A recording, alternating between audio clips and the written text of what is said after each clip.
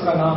घंटों घंटों आप इस आसन में बैठकर आराधना कर सकते हैं, ध्यान कर सकते हैं। आपने देखा है ना अपने सभी अरिहंतों को किस आसन में है? इसी सुखासन। भगवान महावीर को देखिए इस आसन में है ना? तो इस आसन में साधना करना, इस आसन में बैठकर ध्यान लगाना, इस आसन में बैठकर समय बिताना आयुर्वेद में और आसन पतंजलि योग सूत्र में सबसे अच्छा ये है।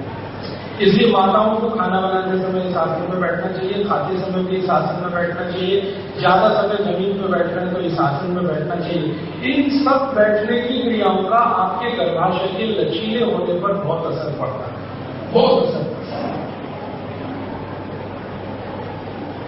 अब हम देखें हमारे रसोई में जितनी चीजें आई हैं आधुनिकता के नाम पर या टेक्नोलॉजी के नाम पर, उन सब चीजों ने हमारा ये आसन तोड़ दिया।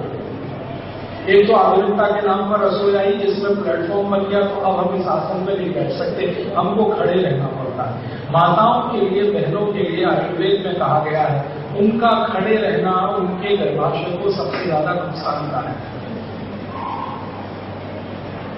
गर्भाशय पर सबसे ज्यादा बुरा प्रभाव पड़ता है अगर किसी स्त्री के गर्भाशय को हम ऑब्जर्व करते हैं तो सबसे ज्यादा बुरा असर होता है जब वो खड़ी रहती है। तो खड़े रहना आपके लिए सबसे खराब है। माताओं बहनों को तो विशेष रूप से, पुरुषों को तो एक बार चल जाता है, छूट है, आपको तो बिल्कुल छूट नहीं। आपको जब भी खाली समय मिले, माताओं के लिए, बहनों के लिए विशेष है, या तो आप ऐसे बैठ जाए नहीं तो लेट जाए, खड़ी मत रहे। खड़ा रहना आपके लिए काम है, क्योंकि या तो आप मां हो चुकी हैं और या मां बनने वाली है, दोनों ही स्थिति में आपको खड़े रहना अच्छा है। मां बन चुकी है तो भूतकाल जो बीत गया है, भविष्य अच्छा रहे, उसके लिए गर्भाशय में कभी कोई समस्या ना आए, उसके लिए आप कम से कम खड़ी रहें, कम से कम खड़ी रहें। और मां बनने वाली है तो इसका तो विशेष ध्यान है। खड़ा रहना आपके लिए स्टैंडिंग पोजीशन है ही नहीं आपके लिए। आपको कपड़े धोने हैं, बैठ के धोइए। आपको खाना बनाना है, बैठ के बनाइए। आपको घर में झाड़ू लगानी है, बैठ के लगे, खड़े होकर झाड़ू भी मत लगे, बैठिए, आराम से झाड़ू लगे। आपको पोछा लगाना है तो भी बैठ के लगाइए। अब हमारे यहां सब उल्टा हुआ है। पोछा लगाने के लिए क्या बोलते हैं उसको, क्या कहते हैं, मुझे तो मालूम नहीं बात। वो आ गया तो खड़े खड़े, झाड़ू लगाने के लिए वो झाड़ू आ गई लंबी वाली, वो खड़े खड़े, कपड़े धोने के लिए वॉशिंग मशीन आ गई, वो खड़े खड़े, घर में हमने प्लेटफॉर्म बना दिया, वो खड़े खड़े, सब कुछ आपने खड़ा है। फिर चटनी बनाने के लिए आ गया क्या, मिक्सी या मिक्सर आ गया, जूस बनाने के लिए, वो भी खड़े खड़े। पहले हम चटनी बनाते थे तो बैठते थे, पीसते थे तो बैठते थे। ये जो चटनी बनाना है, ये चटनी बनाने नहीं है, ये बहुत बड़ी एक्सरसाइज है गर्भाशय। आप बैठ के सिलबट्टे पे चटनी एक बार पीस के देखिए, सबसे ज्यादा जोर और वजन पड़ता है गर्भाशय पर चटनी पीसने से, और वो जोर और वजन उसमें फ्लेक्सिबिलिटी लाता है। चटनी घिसने के लिए आपके जो हाथ चलते हैं ना, अंदर गर्भाशय इसी तरह से मूवमेंट में रहता है चटनी बनाने। इसलिए माताएं पहले चटनी बनाती थी, आपसे ज्यादा सुखी और स्वस्थ थी। किसी भी मां को बच्चा जन्म देने के लिए हॉस्पिटल नहीं जाना पड़ता था, घर में ही होता था। घर में कैसे हो जाता था, गर्भाशय इतना फ्लेक्सिबल होता था कि बच्चे का समय जैसे ही बाहर निकलने का आया वो खुल गया, बच्चा आराम से बाहर आ गया। घर की दाई, आई, माता, नानी यही करा देती थी प्रसव, डॉक्टर की जरूरत नहीं पड़ती। अब हमारा गर्भाशय इतना ज्यादा रिजिड हो गया, कठोर हो गया कि बच्चा बाहर आए तो खुलता ही नहीं है, तो काट के निकालना पड़ता है। मनुष्य को छोड़कर किसी भी जानवर को बच्चा जन्म देने के लिए डॉक्टर नहीं लगता। मनुष्य को छोड़कर किसी भी जानवर को, गाय को, भैंस को, बकरी को, और कोई भी जानवर को आप देख लो, पक्षियों को देख लो, पशुओं को देख लो, किसी को डॉक्टर नहीं लगता। क्यों? गर्भाशय उनके भी है, गर्भाशय बहुत फ्लेक्सिबल है, क्योंकि वो जीवन में वो सब करते हैं जो गर्भाशय फ्लेक्सिबल रखने के लिए जरूरी है। आप वो करते ही नहीं। आप क्या मानते हैं, हम तो स्मार्ट हो गए इसलिए बैठ के खाना कैसे बना, हम तो खड़े होकर बनाएंगे। हम तो पहले से ज्यादा होशियार हो गए इसलिए सिलबट्टे पर चटनी क्यों बनाए, हम तो मिक्सी में बनाएंगे। ये होशियार नहीं हो रहे हैं, थोड़े मूर्खता में आप हैं। मैंने तो इस पर बड़ा रिसर्च किया। घर की रसोई में जितनी वस्तुएं आई है साध्वी जी, सबने माताओं को तकलीफ पैदा की। पुरुषों को तो इतनी नहीं की है, माताओं को सबसे ज्यादा तकलीफ पैदा की है। माइक्रोवेव ओवन आया, रेफ्रिजरेटर आया, फिर हमारे घर में मिक्सर आ गया, फिर जूसर आ गया, फिर वॉशिंग मशीन आ गई।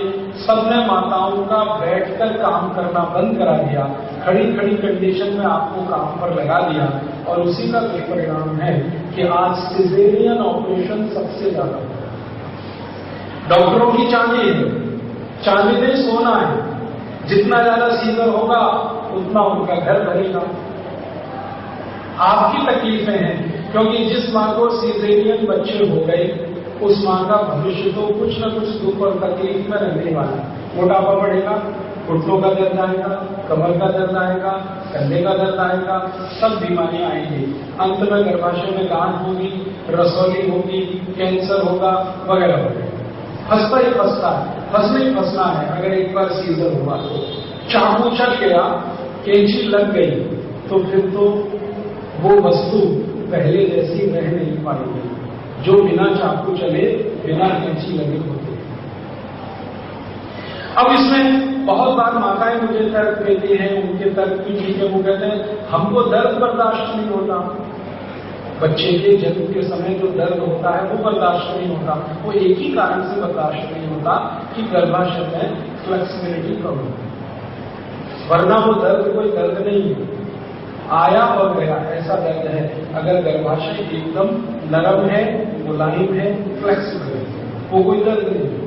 वो तो 2-3 मिनट का खेल है, लेकिन वो 2-3 मिनट का भी बर्दाश्त इसलिए नहीं हो रहा कि गर्भाशय बहुत कठोर हुआ है। इस बात को आप सभी माताएं अपनी बेटियों को बताइए। आप तो ये मान लीजिए जो हो गया आपके साथ बीत गया, अब आप तो ज्यादा कुछ कर नहीं सकते, आप तो मां बन गई, लेकिन आपकी बेटी जो मां बनने वाली है उसको ये बात जरूर बताइए कि बेटी तू हर काम बैठ के कर। चटनी भी बनानी है बैठ के बना, झाड़ू लगानी है बैठ के कर, पोछा लगाना है बैठ के कर, कपड़े धोने हैं बैठ के दो। तेरी सबसे अच्छी पोजीशन ये है सुखासन, ज्यादा से ज्यादा तू इसमें बैठ। और साध्वी जी को विशेष विनती है कि जितनी महिलाएं श्राविका आपके पास आती हैं आप ये उनको जरूर बताएं, बैठ के कर, हर काम बैठ के कर, खाना बनाना सब कुछ बैठ के कर, सीना पिरोना जो भी कुछ करना है वो बैठ के कर, पढ़ना पढ़ाना वो भी बैठ के कर।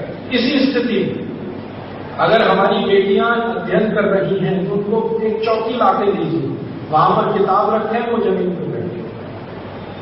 इस स्थिति में आप बैठ के देखिए ना, सारा पेल्विस रीजन खुला रहता है, एक्सपेंशन रहता है। इस स्थिति में बैठते हैं, कुर्सी में बैठ जाते हैं, पेल्विस रीजन को फिर से हो जाता है। ये ज्यादा से ज्यादा खुला रहने की बात है आयुर्वेद शास्त्र। थोड़ा परिवर्तन आपके जीवन में लाइए, जीवन शैली को थोड़ा बदलिए। माताओं के लिए अच्छा हुआ खालीवाल जी ने याद दिला दिया तो मैं इतनी बात कह पा रही हूँ, तो मैं तो भूल ही गया था, ये सूत्र ही बाईपास हो गया था। तो आप अपने जीवन में आपका जो हो गया सो हो गया माताओं के लिए, लेकिन बेटियों के लिए, बहनों के लिए तो ये जरूरी है कि आगे के जीवन में वो कुछ ऐसा करें। मेरा तो और एक निवेदन है, अगर आप यहाँ बैठे हैं, भंवरलाल जी जैसे लोग बैठे हैं जो स्कूल चलाते हैं, कॉलेज चलाते हैं, अगर स्कूलों में आपकी बहनें आती हैं, बेटियां आती हैं, तो उनके क्लास में ऐसे बैठने की व्यवस्था करानी चाहिए।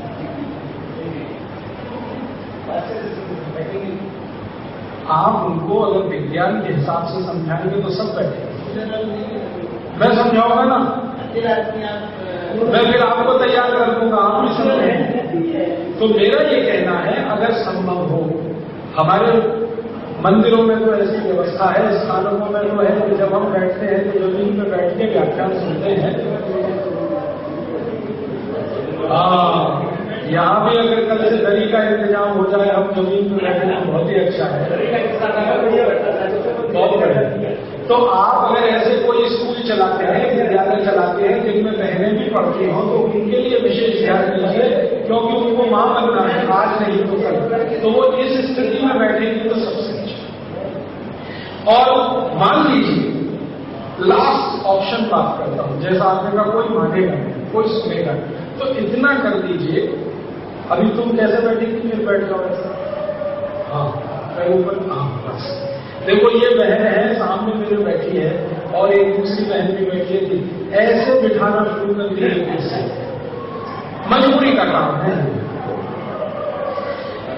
बहुत अच्छा है कि जमीन पर बैठ जाए, नहीं तो कुर्सी में ही बैठना है तो कुर्सी में ही सुखासन लगा के बैठ जाओ। इसके लिए बस कुर्सी की डिजाइन बदलनी पड़ेगी, ये जो साइड में लगा है ना, ये हटा दो, कुर्सी थोड़ी चौड़ी हो जाए ताकि हम कुर्सी में ही सुखासन में बैठ जाए। तो कुछ फायदा तो मिलेगा, पूरा तो नहीं मिलेगा, लेकिन 50 पैसे मिलेगा, 50% मिलेगा। तो उनका तो अहंकार भी बचा रहेगा कि हम कुर्सी में बैठे हैं और सुखासन में भी आ जाएंगे। तो ऐसा तो कर ही दो कम से कम। और घर में माताओं के लिए विशेष रूप से यही बात आती है कि जो घर का किचन का वो ना तोड़ सके प्लेटफॉर्म, तो आप एक ऊंची कुर्सी बनाओ और ऐसी ही कुर्सी पे बैठ जाओ और आपके भोजन बनाने की क्रिया शुरू कर दो।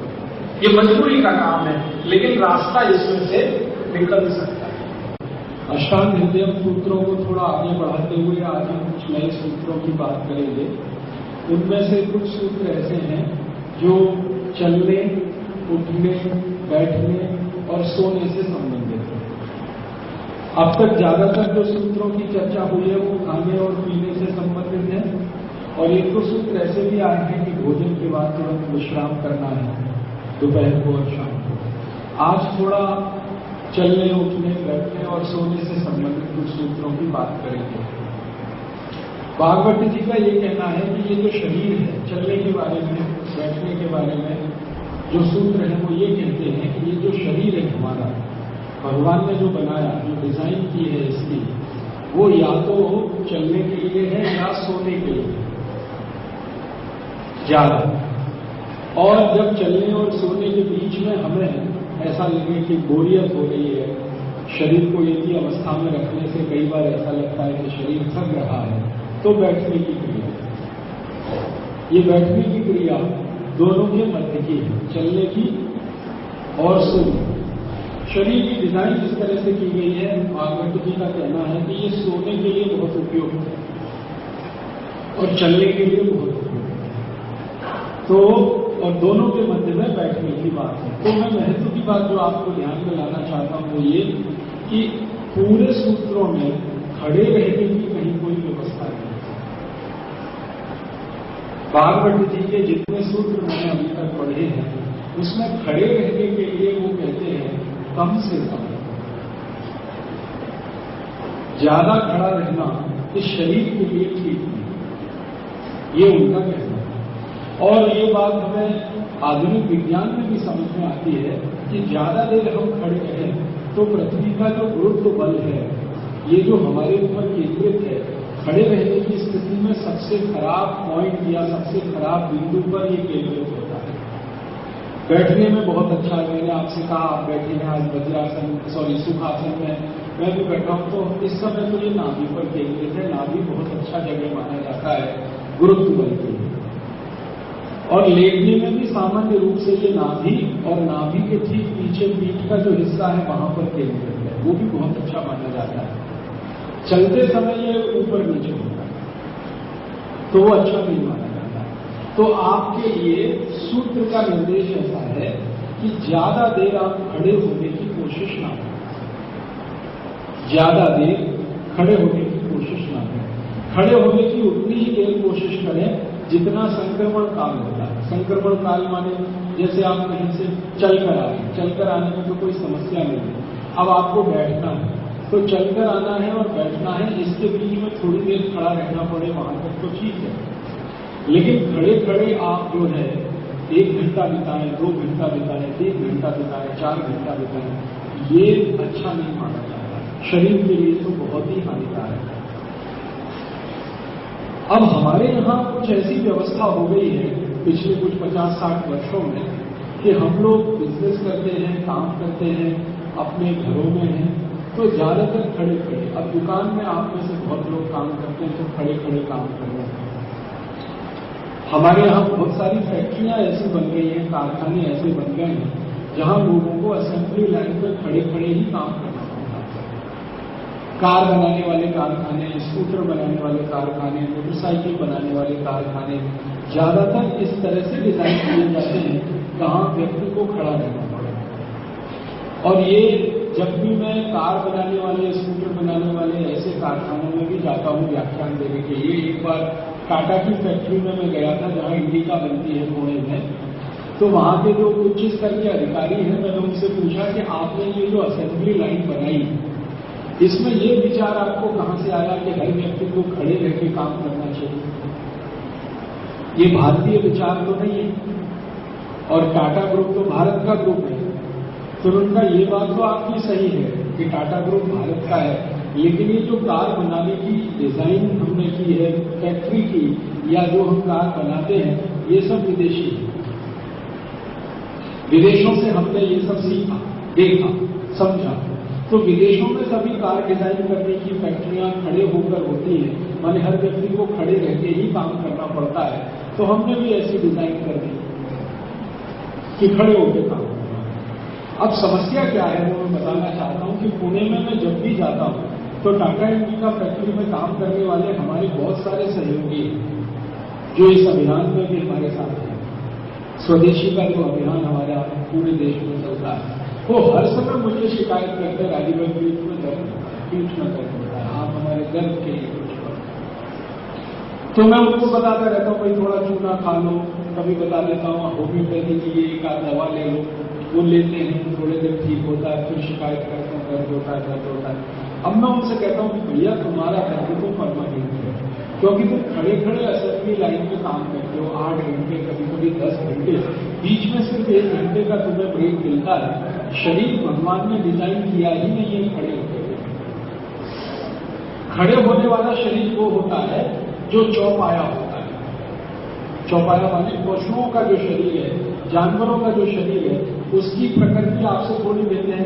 आपका शरीर ऐसे ऊर्ध्वाधर खड़ा हुआ है, उनका शरीर ऐसे क्षैतिज है, हॉरिजॉन्टल है। तो जो हॉरिजॉन्टल बॉडी होती है वो ज्यादा देर खड़ी रहे तो समझ में आता है, लेकिन ये जो 2 पाए लोग हैं इनको ज्यादा देर खड़े रहने के लिए मान्यता और व्यवस्था नहीं है भारत में।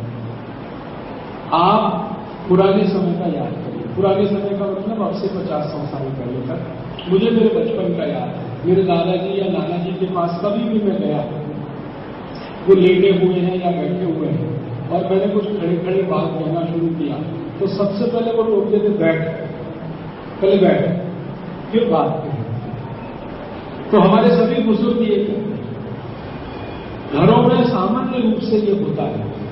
हम कहीं भी किसी घर में चले जाते हैं, सबसे पहले बैठो, उसके बाद बातचीत शुरू होती है। पहले बैठो, विराज, आओ, पधारो साहब, बैठो साहब। तो ये जो पधारना है, विराजना है, बैठना है, ये कहने वाले लोग मैं मानता हूं बहुत वैज्ञानिक हैं,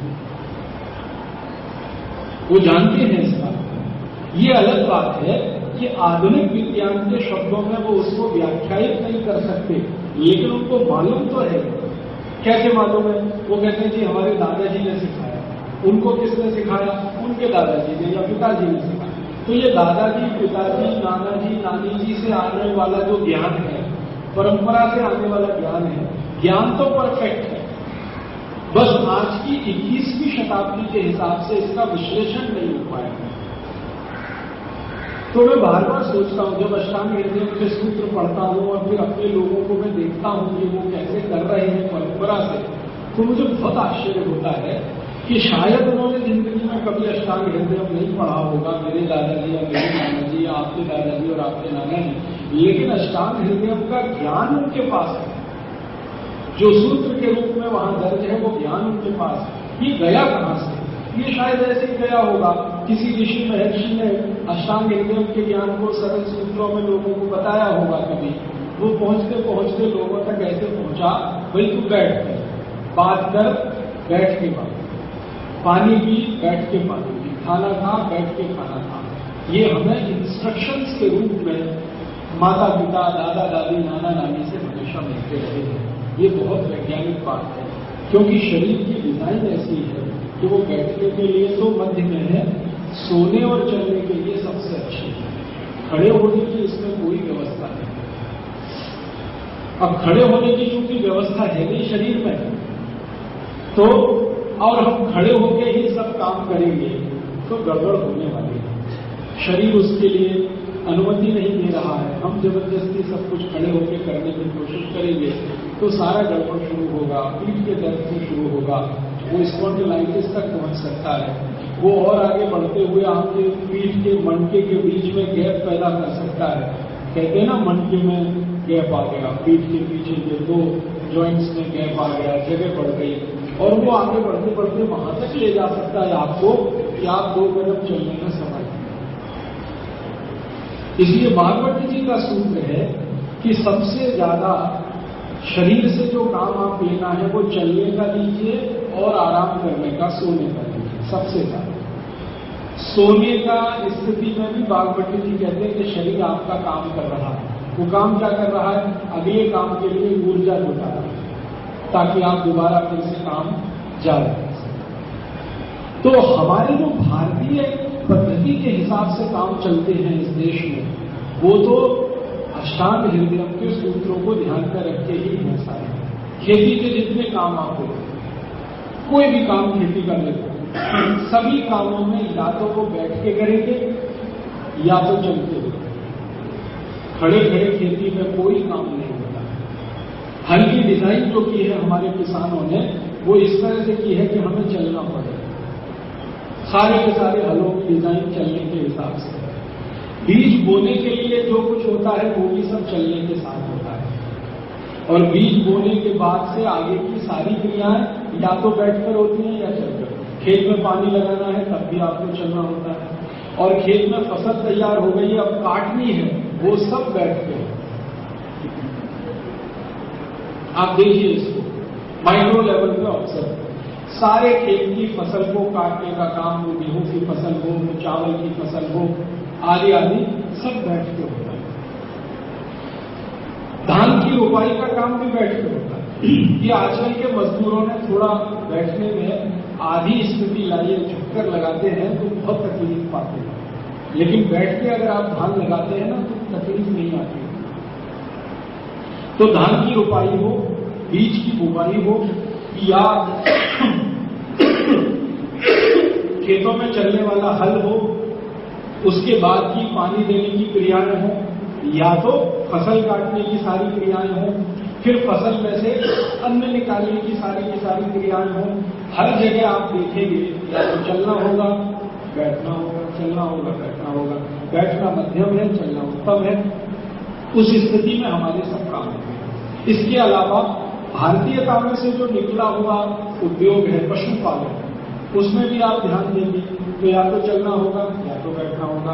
मैंने छोटी छोटी बातें बहुत गौर की है। किसान पशुओं के लिए जब चारा लगाते हैं ना, घास चारा पशुओं को खिलाने के लिए, तो घास चारे की जो नांद होती है जिसमें चारा डाला जाता है, उसकी मेड़ पर बैठकर वो सब मिलाते हैं। खड़े खड़े नहीं करते वो काम। भूसा उठाकर लाए, जानवर के सामने रखना है, तो उसके लिए जो पात्र है जिसमें जानवर मुंह डालकर खाना खाता है, उस पात्र को वो इस तरह से जमाते हैं कि एक आदमी ऊपर बैठ सके, इतना वजन उसका वो बर्दाश्त कर सके, फिर उसमें घास चारा को मिलाते, वो भी बैठे। पशुपालन के भी सभी काम में या तो चलना होगा या तो बैठना होगा। और भारतीयता के सभी उद्योग आप देखो, सुनारी का काम, लोहारी का काम, कुम्हारी का काम, ये सब भारत में से ही निकले हुए हैं। सुनारी का, लोहारी का, कुम्हारी का, कशीदाकारी का, हाथ की कारीगरी का, 18 तरह के काम सब गांवों में होते रहे हैं हजारों साल से। वो सभी कामों में आप ये बात देख सकते हो, सब काम बैठ ढकेला है, बर्तन बना रहा है, बैठ के ही ठोक ठोक ठोक ठोक कर रहा है। सुनारी का काम करने वाला कारीगर भी बैठ के सब काम कर रहा है, कुम्हारी का काम करने वाला चाक भी चला रहा है, तो सब बैठ के चला रहा है। माने भारत के उद्योगों को विकसित करने वाले जो लोग रहे हैं, उन्होंने बड़े ध्यान से स्वास्थ्य को और चिकित्सा को अपने हर उद्योग में ध्यान रख के शामिल किया, हर काम में। और इसलिए हमने ये देखा और पाया कि जो लोग बैठकर काम करते हैं वो ज्यादा दिन अपना जीवन चलाते हैं, और जो खड़े खड़े असेंबली लाइन पे काम करते हैं, कहीं भी काम करें, वो कारखाना हो ट्रक बनाने का, बस बनाने का, कार बनाने का या स्कूटर बनाने का, खड़े खड़े काम करने वालों का जीवन बहुत थोड़ा होता है। जीवन थोड़ा होने से मतलब ये है कि जो बैठकर काम कर रहे हैं या चलकर काम कर रहे हैं उनका स्वास्थ्य ज्यादा दिन तक सुरक्षित रहता है, ज्यादा आयु भी है। और जो खड़े खड़े सब काम कर रहे हैं उनका स्वास्थ्य भी ज्यादा दिन नहीं टिकता है, आयु भी छोटी, जल्दी बीमार। यूरोप और अमेरिका में तो इतनी बुरी आदत है ये कि हॉस्पिटल में डॉक्टरों के लिए भी खड़े खड़े काम करने की व्यवस्था है, बैठने नहीं देते। और अगर बैठने भी देंगे डॉक्टर को तो इस तरह का स्टूल डिजाइन किया है कि वो पूरा नहीं बैठ सकते। अमेरिका के हॉस्पिटल्स में आप जाइए और वहां के स्टूल देखिए जिस पर डॉक्टर अपना पीछे का हिस्सा टिकाकर, वो खड़े रहने की ही स्थिति होती है, बैठने नहीं देते।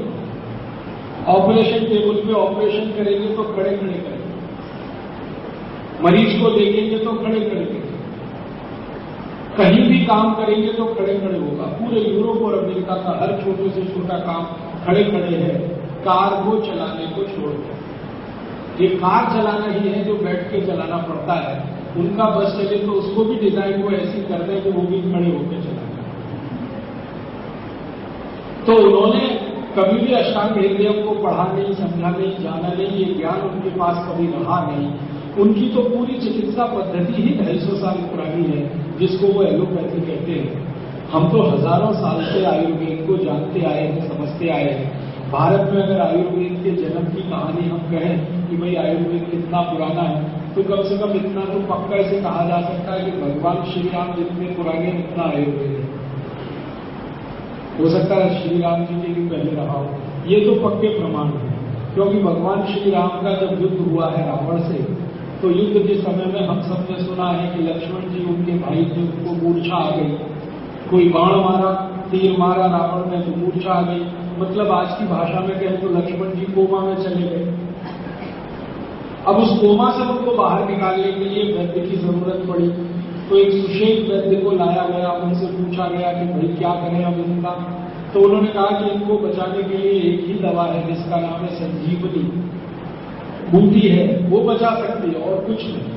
कहाँ मिलेगी? तो हिमालय में मिलेगी। तो हनुमान जी गए, हिमालय का पहाड़ी पूरा उठा लाए, तो संजीवनी उसमें से चुनकर लक्ष्मण जी को दी गई और लक्ष्मण जी फिर जीवित हुए। आप जानते हैं आज की भाषा में कोमा से बाहर आना संभव नहीं है। एक बार पेशेंट चला गया ना कोमा में, तो डॉक्टर कहता वेट एंड वॉच, बस इंतजार करो और देखो, निकल आया तो ठीक है, नहीं तो जरा ठीक है। माने कोमा से बाहर आ नहीं पाते सहज रूप से, दवाई नहीं है उसके लिए, लेकिन संजीवनी ने लक्ष्मण जी को लाया। इसका माने हमारे पास भगवान श्री राम का समय माना जाता है 17.5 लाख वर्ष पुराना। हमारे समय की काल गणना के हिसाब से, जैसे हम तीर्थंकरों का समय गिनते हैं ना करोड़ों साल का, कोई 1-2 साल की तो बात है नहीं, सभी तीर्थंकरों का समय गिनते हैं, करोड़ों साल से कम का नहीं है। ऐसे ही भगवान श्री राम का भारतीय काल गणना की पद्धति से अगर हम विश्लेषण करें तो 17.5 लाख साल पुराना है उनका समय। तो इसका माने 17.5 लाख साल पहले आयुर्वेद था, क्योंकि संजीवनी थी, वैद्य थे, सुषेण थे, नाड़ी देव थे, उन्होंने बताया था कि लक्ष्मण जी को चाहिए ये। इसका मतलब यह है कि आयुर्वेद तो लाखों साल पुराना हो सकता, करोड़ों साल पुराना हो। भगवान श्री राम के पहले दशरथ हुए थे, दशरथ के समय में वो बीमार पड़े थे तो भी वैद्य की व्यवस्था थी। दशरथ के पहले उसी वंश में राजा दिलीप हुए, उस समय भी वैद्यों की कहानी आती है। तो राजा दिलीप तो इनके वंश के बहुत बहुत महत्वपूर्ण माने जाते हैं ना। अहिंसा का दर्शन जिन्होंने गाय को बचाने के लिए अपना शरीर शेर के सामने प्रस्तुत किया, वो राजा के लिए, वो राम के ही कुल के थे। तो उस जमाने से बात शुरू होती है तो